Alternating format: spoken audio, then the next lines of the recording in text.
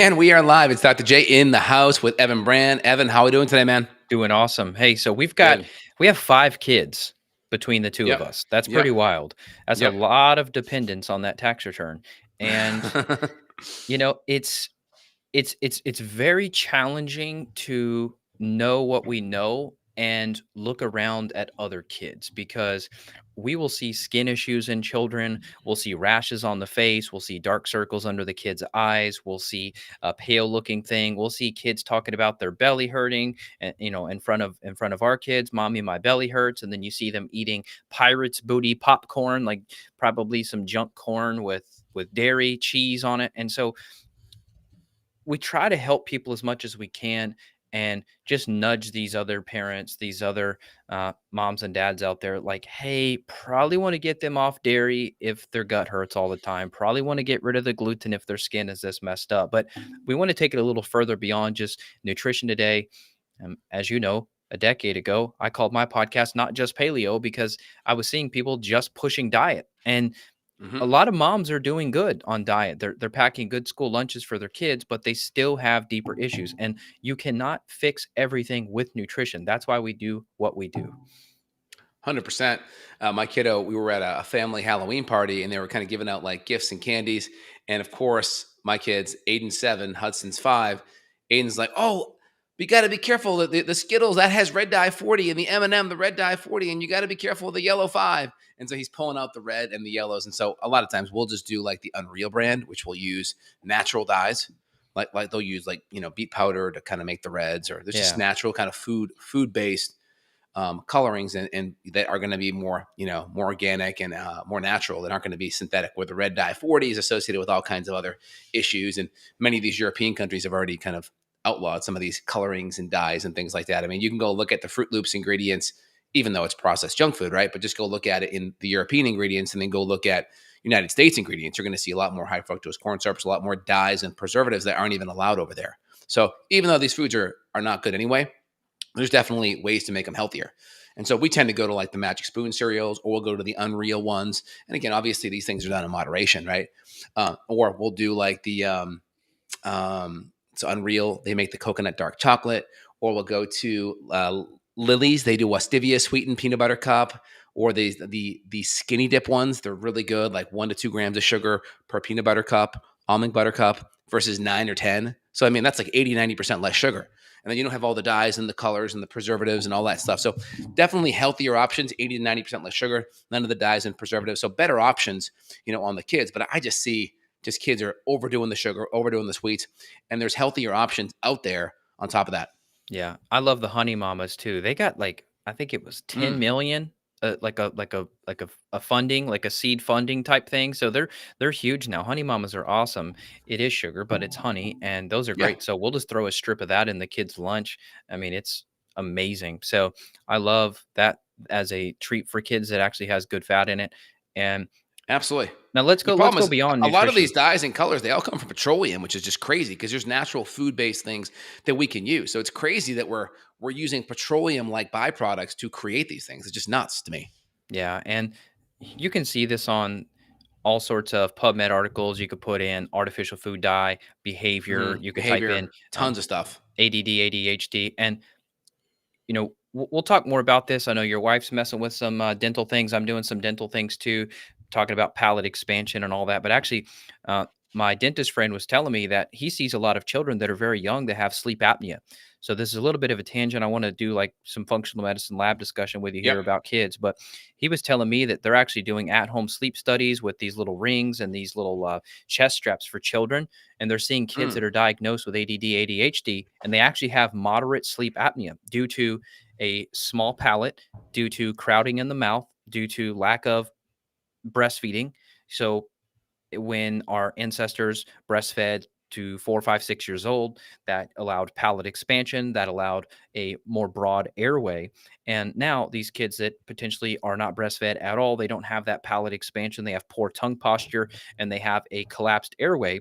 This could also be inflammation, dairy, gluten creating inflammation in the lymph, or possibly in the tonsils. Maybe there's strep throat, things like that are happening as well. And so these kids are not well rested, and they're at school. The teachers are frustrated because they're not paying attention, they're not passing. You hear a lot of kids now being held back for certain grades. You're seeing ADD, ADHD rates spike. You see prescription Adderall, Vyvanse, other medications spiking. So we're kind of in this interesting time now where we're becoming aware that kids are messed up, but they're not necessarily getting the root cause of all this stuff. So it could be the sleep apnea, it could be swollen tonsils, swollen lymphatic issues with food sensitivities, and then that's where we come in and we do functional medicine workup on these kids. So we can do an oat test even if a kid's young. We have a pediatric collection bag where if the kid's still in a diaper or pull up, you can literally collect urine that way and get it to the lab. So we don't really have any barrier to investigating these kids, and blood testing is not necessary to get really good answers. We can get really good answers just from stool and urine alone. 100%. And when we look at kids, right, they're immunologically sensitive. They already have more leaky gut, so their immune systems are more sensitive. So then when you add in crummy food that already has more sugar, already has the petroleum-based synthetic dyes, whether it's red 40 or yellow 5, and then, okay, so now we have crummy quality air. So, I mean, look, here's my air doctor. I got an air doctor and I have Austin Airs in my house. But I mean, look at these filters. I mean, this is supposed to be, just so you know, pure white. So you can see any of the darkness there. That's just all nasties. And then you can see, if you look at here, see all that dust? Yeah. And this is the VOC activated charcoal filter. So a lot of nasty. So if you're immunologically sensitive, okay, you're eating some of these bad foods, and then let's say you're eating excess dairy. And again, when we talk about dairy, we're talking about, typically everything but butter or ghee. Butter or ghee tend to be okay for most people. We're talking cheese, milk, right? Any of that stuff. Plus we're adding sugar. Now your mucus production in your nose and your inflammation is going to be high. And then you go to the doctor, and then what are they putting you on? Steroids, antihistamines. Well, we can at least get to the root cause, but we can also use palliative supplements and support that are going to help with the histamine and help with the sinus cavity and break up the biofilm. So I can always do my Exlear xylitol or my Exlear rescue. The And this will kids at might least not break like up. it. If you could get the kids to do it, it'll be amazing for them. So you have to Oh, just I educate bribe them. the heck out of my kids, but I bribe the heck out of them. But the rescue is a little more spicy because it has more herbs, and so I'll use that if there's a sinus infection brewing or they're sick. But you can do the regular one, which it'll break up the mucus in the back of their throat. It will break it up. You get it so it goes down the back of their palate, and you can almost taste it. But this is just grapefruit and regular. And there's also one that's a max that has the grapefruit with the aloe, so it's a little bit more soothing. But this is a game changer for the mucus, for the sinus, for the breathing. So we add this in the air filtration, and we do a little saline sinus flush. My kids, don't love it, but we just bribe them. You give them an incentive to do the right thing. Yeah. And when we get to the functional medicine labs, we're going to see a lot of common things. For example, candida is super common in kids because, like you said, Yep. these kids are being overfed processed grains and sugars. And so, candida is super common. You could look for Yep. signs and symptoms like brain fog. You could look for sugar cravings. If your kid is constantly raiding the pantry and you're joking with your husband about putting a deadbolt on the pantry to keep him out of there, that's a sign there could be some yeast issues. And we can identify this very easily. And the cool thing is about kids, I notice they get faster results than full grown adults that have been sick for 20, 30 years. Like we could Totally. clean a kid up in 2, 3 months in most cases. Now, mold takes a year, but at least with like gut infections, parasites, candida, we could clear that stuff up in just a few months. And then symptomatically, you're going to see your kids' behavior change. So if they are irritable, if they are anxious, if they are anger, or just like they're fighting with other kids, maybe at school, or maybe they're fighting with their siblings, some of that's kids being kids. But if you think it's beyond that, it could be related to what's happening internally. And when you detox these kids, they often calm down, and the teachers report that as well.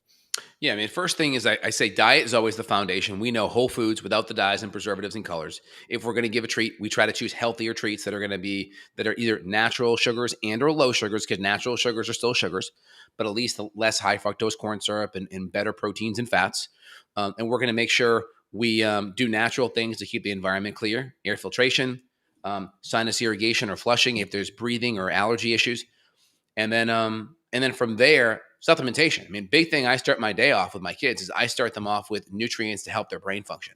So we're going to be adding in things like N-acetylcysteine to help their brain. I'm going to be doing things like theanine because my kids have to be in a more relaxed environment. I want them to be able to chill. So we'll add in some theanine so they can relax and chill. And then we'll add in things like carnitine to help their mitochondria utilize energy from fatty acids. You what's called the carnitine shuttle, and your body will use carnitine to dump those fatty acids in the mitochondria to burn them up as fuel. So we'll use carnitine to really help with that. And I'll use things like phosphatidylserine for brain inflammation, huperzine and ginkgo for blood flow to the brain. So I kind of start my kids' day off really good with good nutrients for their brain, good fats and proteins. I want them to be more fat burning during the day because that's going to be more of a stable fuel source. If they have to carb it up and they have to be more in a controlled environment, like a relaxed environment, like a classroom, and they can't burn it off, then they're going to be more hyper, right? And so save more of your carbs, especially if your kids are going to be running around sports, then you can definitely do it. Kids can definitely do more carbs. Just figure out the environment that you're in and adjust it accordingly. Yeah, well said. And so, logistically, how is this happening? Well, there's liquid tinctures, there's chewables, there's powders we can mix in with juices or smoothies. So, in terms of the administration, I know some parents get bogged down about that. Like, how am I going to get my kid? They're so picky.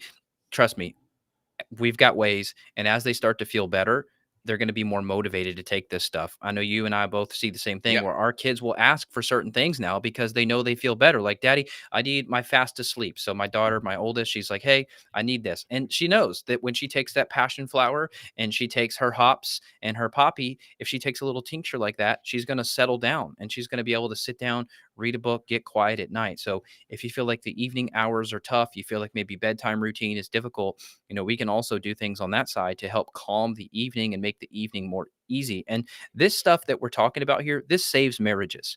There's so many parents that are breaking apart because their kids are driving them insane and they're not getting the proper care. They've done the Yep. doctor shuffle and they've not got the care and they break apart. We see it even here in town. I've seen countless couples, and now you see a mom single walking around with two, three kids in tow by herself. The man's out of the picture now.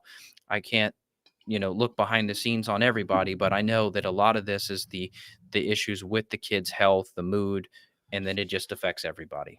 Yeah, it does. I mean, if you never get that alone time as a parent, or even your alone time, you're talking about the problems in the house and what you're going to do to fix it. It's tough, right? It's really hard. And also, you go to your conventional medical doctor, you know what they're going to do. They're going to do some kind of a stimulant, whether it's a Ritalin, an Adderall, or some kind of, you go to the extreme like a Risperidol that you see more in autistic kids.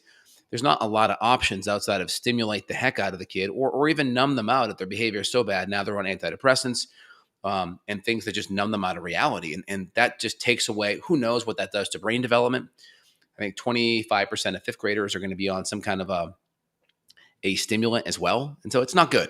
We want to actually give the nutrients to allow the brain to function well. The first thing is commercials and these foods are designed to be hyper palatable and to be very addicting for the kids. And so the first thing we recommend is you give your kids what you need and you create the environment at home where only the good stuff is. And if you as a parent are going to eat bad stuff, do not do it around your kids. The best way to model for your kids is do it yourself and create an environment where there's only good stuff. So start there. That's the easiest first place to start. And then we can look at what the behavioral issues are, and we can use nutrients to calm down the brain. If there's excess glutamate, we can fix the gut. We can give NAC, we can give theanine, we can do things that calm down the gut inflammation. Again, my kids are on all pills now because I used to have them on liquids and chewables, but then they just hated the flavor. And so now I got them able to swallow pills, which makes my life so much easier because I can give them more stuff. There's more adult things available at kid doses that we can do that they can swallow. But we started them off on anti-inflammatory support and NAC and glutathione in sprays and a lot of chewable multis and chewable fish oils. And now we've kind of transitioned them over. So like Evan was saying, there are options that we can do from a chewable or spray standpoint wherever your kid is. But if you can get your kids to overcome that and get them to swallow pills, it makes your life 1,000 times easier regarding supplement options. Yep. And I want to give one mention to a trend that I'm seeing that I think is affecting kids' guts negatively, and that is sourdough starters and sourdough bread. You see all these Yep. little mommy bloggers now. This is how I start my day. I make my sourdough bagels for my kids. And they've got these videos, and it's like sourdough's like magically, it's just totally fine. And it still contains wheat. Now, is it possibly easier to digest, possibly fermented, pre-digested, something or the other? Maybe, but I've seen many, many moms, they have skin issues themselves and their children have skin and gut issues. And sourdough is like this family thing where they love the starter, they love baking. Cool, like that's fun, but I think it's a problem. And even small amounts of gluten can elevate zonulin, tearing apart that gut barrier. So I think it's just a trend that is not therapeutic. Yeah, I mean, you can even have non-celiac gluten sensitivity where you're not celiac. You don't have the gastrointestinal signs like the 80% villus atrophy. You're not a Marsh score 3 or higher on on endoscopy. And so you're kind of stuck in no man's land because your gastro or your conventional MD is like, hey, you're fine, but you may not be. And you may be creating lots of gut inflammation, activating those toll-like receptor sites, toll-like receptors, uh, unwinding that actin-myosin tight junction, creating gut permeability. Now the mycotoxin or acetaldehyde from the yeast or endotoxin slipping in. And again, start your day with proteins and fats. My kids do not get any carbs until they eat their proteins and fats first. And the big carbs that we focus on at breakfast time are going to be some fresh berries, or we'll cut up an apple for them with some cinnamon. And cinnamon's great because it handles blood sugar. But my kids never really get carbs by themselves. It's always protein and fat. They come home from school and they want a little snack. All right, here's a Larissa's grass-fed beef stick. Here's an Epic bar. Here's a piece of pasture-fed cold cuts, maybe one or two rolled up, for a handful of fresh berries. Go out and play, right? So I try to keep it simple yet accessible. My kids know that they can go in, they can make a little roll up, they can grab a handful of berries, and we're done. And so we try to train them that way. That way they know, what the best options are. And the more you can get your kid to fuel their body organically with it, they know what to do. It makes it so much easier for you as the parent. But again, if I didn't have a good environment, it'd be impossible to do. If they were like reaching for food over the Kit Kats or the processed junk, it'd be harder for them to make good decisions. Yeah, and somebody listening to this, like if they're new to the show, they may listen to that and they go, "Oh my God, listen to that guy! What a restrictive dad! He's stealing these kids' freedoms. Let kids be kids." And it's like, no, these foods didn't exist 100 years ago. All we're doing is trying to revert back to what your grandparents had available at the local market. And all these foods are incredibly new to the human palate, so much so that we're literally getting hijacked. I mean, it's almost like the equivalent of digital dopamine on the screens for kids. It's like digital, it's like food dopamine. You know what I mean? Like these things are not, we're just not, our primitive brains are susceptible to being hijacked by these hyper palatable foods. I mean, they have food scientists working on this stuff like you wouldn't believe, just like they have um, basically psychology people that are involved with social media, making it more addicting, et cetera. Same thing in the food industry. So, if you listen to this and you're like, God, he's just giving them berries. What poor kids? They just have berries to eat and they don't get a Kit Kat. No, trust me, it's they're being hijacked, and you have to detox these kids. That's how we've evolved for 99.9% of our evolution, depending on if you think we've been around thousands of years or millions, however it is. These processed foods have only come about in the last couple of decades, right?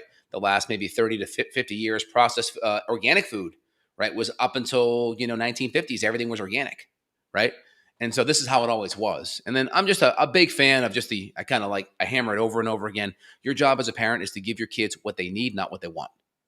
That's a big thing. Give your kid what they need. Also, too, it's funny because we watch a little bit of NFL games. We watch the Chiefs on the weekend, or we were watching some playoff baseball last week, and we had some of the shows DVR, but we were kind of watching it in real time, and we started letting the commercials go through. And that next day, my kids are educated. They're like, "Hey, Dad, they were talking about this drug on the TV. You should think about getting it." I'm like, "What?" I'm like, where are you? And so I'm realizing he's watching these commercials, and he is now talking about medications that he sees or talking about junk food. And I'm like, oh my gosh.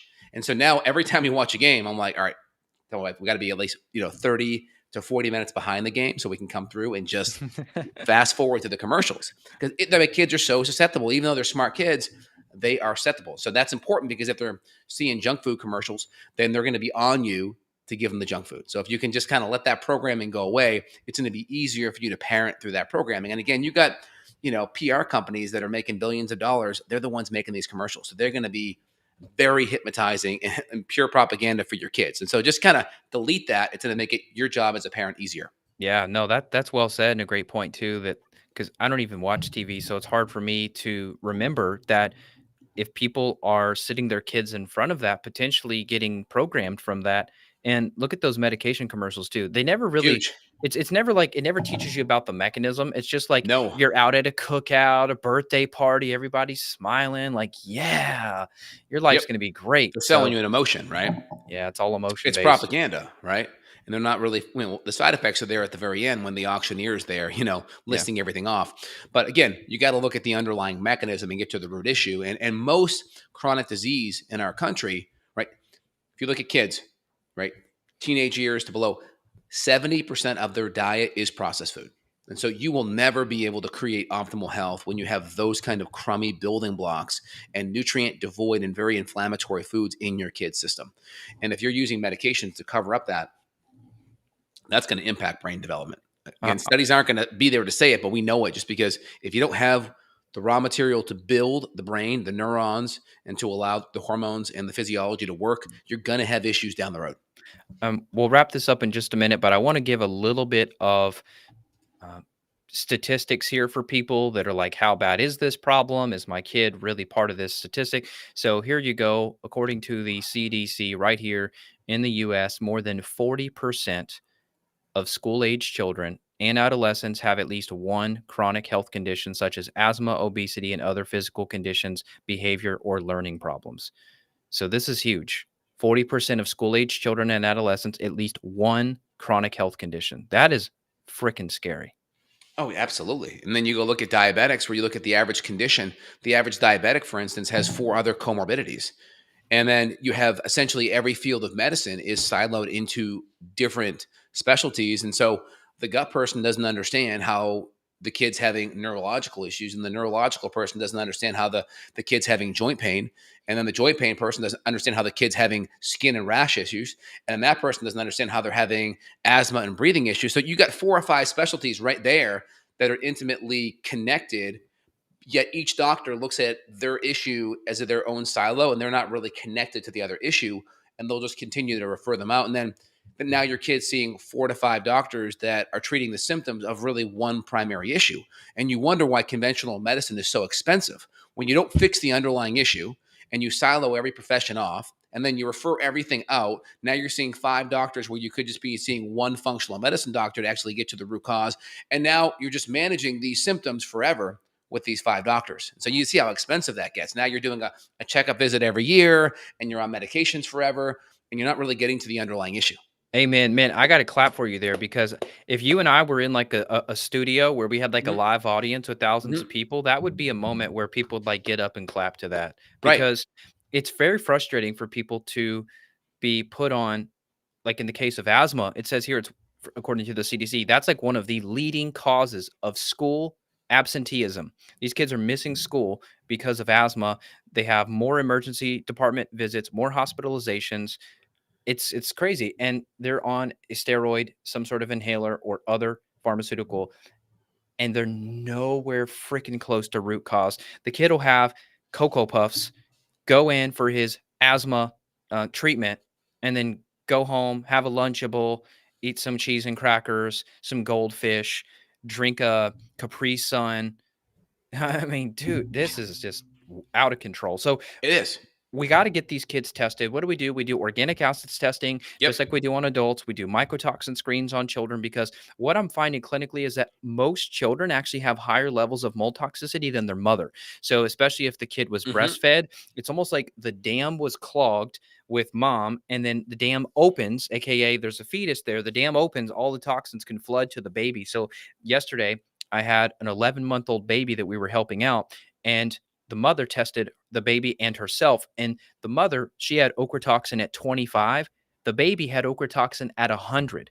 And so I'm seeing the babies show sometimes quadruple the level of toxicity as their mother. And this is a big multi generational problem. We've seen grandma, mom, daughter all have the same toxicity. So organic acid myco, we could do a GI map stool test on these kids as well. Even if the kids are in diapers, scoop the poop into the tube, get it back to the lab, and then Yep. we can use whatever we need to use, powders, liquids, tinctures, whatever we need to do to get the proper herbs and supplements and nutrients in these children to get them better. And we can turn this thing around. So please don't let your kid be one of the 40% of the school age and adolescents with chronic health conditions. 100%. And then also just to kind of highlight about a couple more things, there's also the field of functional neurology, which is great, kind of like functional medicine, where good functional neurologists incorporate functional medicine, looking at the gut, looking at the nutrients, looking at the organic acids that look at the dopamine, the neurotransmitters, the B6, the methylation, the detoxification. We want to look at those pathways because if we have deficiencies in methylation, detox, glutathione, certain mitochondrial nutrients, that's going to impact energy, focus, mood, how the brain functions. But we can also do functional movement exercises, whether it's eye movement, whether it's singing, whether it's different movements on certain sides of the body. If we see hemisphericity issues, whether cortical imbalances in the cortex or the cerebellum, we can do exercises and movements and therapies to adjust that. We can also do laser. We can do red light or infrared light frequencies that stimulate parts of the cortex, stimulate the mitochondrial cells, help with inflammation, help with blood flow. So if we have inflammation in the brain, we have non-invasive laser technology we can use to target different tissues to stimulate the mitochondria and help that tissue work and function better. Now, don't get me wrong, we can easily do the laser and ignore the other stuff. So if we combine functional neurology with functional medicine, it's much better because now we're allowing the oxygen, the nutrition, the substrate, the cofactors to work. We're mitigating the toxins, whether it's bacteria, fungal, mold, gut, and then we're providing light therapy or movement therapy to bring those neurons to stimulate them so they can grow and potentiate. Yeah, that's really fascinating. I love your calling out too. Like, you can't just go to the chiropractor who's doing the functional neurology side, just doing the laser, just doing hyperbaric oxygen. That's not enough. Hmm. I had a child yesterday, also 6.5-year-old boy. They went through 40 sessions of hyperbaric oxygen and they saw no change and they did nothing else. I said, what about nutrition? What'd they do? No. What'd they do with the gut? Nothing. What'd they do with neurotransmitters? Nothing. And so, yeah, you said on the, oh, we're going to look at the brain chemistry, the nutrient levels, mitochondrial function as well. And kids are resilient, but they can get bogged down with the toxicity of modern life. This kid yesterday, the 6.5-year-old, he was up in New Jersey. And so I see tons of kids up there with Lyme, Bartonella, Babesia. Kids go play out in the woods, they get tick bites. So there is a lot of childhood Lyme. Even the CDC admits there's 300,000 estimated new cases of Lyme every year. Let me say that one more time: 300,000 new cases every year, according to CDC, and their numbers are usually pretty low. So I think they're underreporting. And so this means your kid could be walking around with Borrelia through the placental transfer from mom to baby. If mom had Lyme, goes to the kid, and or the kid could have got their own infection. I love being out in the woods. I grew up out in the woods playing in the creeks, but I've paid for it. 100%. And there's herbal tinctures that we can do, whether it's medicinal mushrooms or tinctures that can help. But again, you fix the gut, you fix the immune system, because not everyone that gets a tick bite has a chronic Lyme issue or a Lyme co-infection. So it's not a zero sum game where, like, if you get bit, you have to have an issue, right? If you don't get bit, you're fine. And so you can get bit and have no problem. So the question is, how do we get your gut and your immune system better? So if you do have an exposure, you're going to be okay. Would you agree, Evan? Yeah, so according to Tick Report, they're the people who, like, you could send your tick in and they'll measure your tick. According to tickreport.com, they say that on average in the US, 51% of ticks carry Borrelia burgdorferi, which is Lyme. And so, yeah, you've got like a 1 in 2 chance of not getting exposed to it. And then if you catch it quick enough, Stephen Buhner, rest in peace, one of my favorite herbalists, Yes. he talked about the hitting like the clay. If you were to hit the clay topically, that you could potentially like suck out the infection if you were to apply that green clay topically. Also hitting astragalus after a new tick bite. You and I've talked Yep. about that years ago. So I think with those strategies, you can get away with it. But most of the parents miss it. This stuff's burrowed in their kid's scalp for a few days or something. And so I think it's more common than we realize. Yeah, you do a tick check, right? And this is kind of just where it's like, we try to have our kids play on lawns or areas that are mowed pretty well, because it's the longer grass that starts to become problematic. Like I think back to, like, my childhood. I think, remember in the '80s, what was that show with the little girl running down the hill? I forget. And the main guy in there was Michael Landon. Oh yeah, Little House on the Prairie. Yeah, And the girl's running down this big hill, and I saw it on the other day, and I'm just like, ticks, ticks, ticks. All I could think of I was know. ticks. I But know. when I was a kid, I just didn't even think. My brain didn't even go there. Now I'm like, ticks, ticks, ticks. And so yeah, so you got to be aware of that, right? You got to be, you got to dial it in. So my wife got a tick bite last summer. I'm hitting her up with astragalus. We're doing a bunch of other things, andrographis. We're doing silver. We're doing reishi. There's a couple other cat's claw tinctures that we'll do. There's a spirochete compound that I use as well that works great. We send it the tick report, no issues. So Good. we've sent 2 ticks to tick report, and they've all come back clean. But it's good to know. And I tell patients, you get a tick bite, just get your kids on a spirochete tincture, get them on some cat's claw, get them on the astragalus. Do it for at least a month, because worst case, you're good, and it just gave your immune system a nice little bump up. Yeah. Yeah. So don't be paranoid. Test, don't guess with your health, including your children's health. Get that functional medicine data, get that workup done. You're going to save a lot of money as opposed to waiting till your kid has a catastrophic tummy ache that leads you to an ER visit that's ten to $30,000.